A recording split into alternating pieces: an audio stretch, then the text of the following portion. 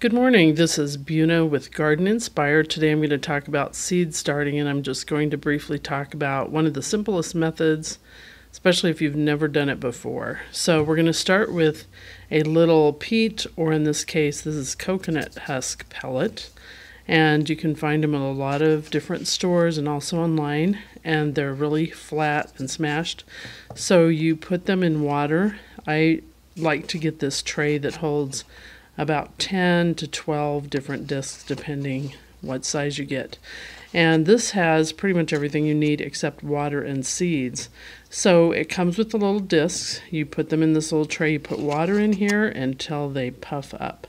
And if they're not all nice and soft, then you put a little more water in there and let them soak a little bit longer. So this is sterilized mix, which makes it really nice so you don't have as much a chance of fungal diseases or other things killing your seedlings. So what you want to do is you want to make sure the top side is up, not the bottom side. And so it has this little hole where you can plant seeds. And so I have different seeds I'm planting here. And you want to make sure you don't plant too deeply. All of the ones I'm using today are fairly small, so they're not going to be very deep. And first of all, I'm going to start with some of this tomato. And I'm just going to put one in each. Now you could do two.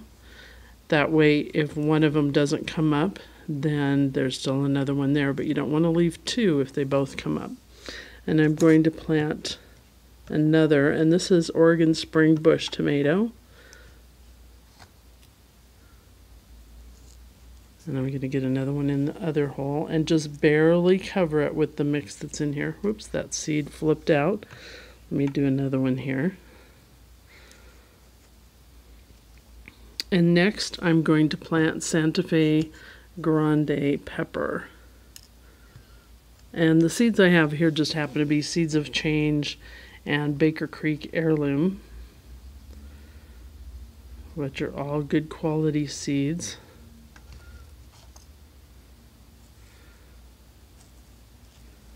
I'm going to plant the pepper here. And then the next one I have is Early Purple Sprouting Broccoli, and that's also from Baker Creek. It's also a very small seed, so you just put it in here, just barely cover.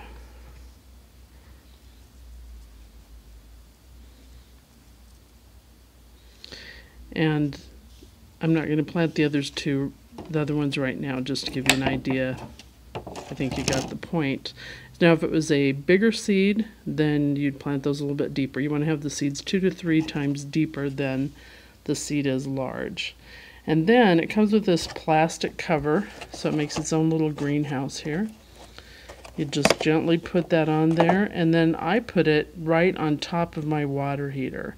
The bottom warmth seems to help it germinate faster. I have seeds come up sometimes in 2 to 3 days. Pepper seeds take longer, but a lot of the other ones are up in 2 to 3 days. Let me just give you an idea of what that looks like.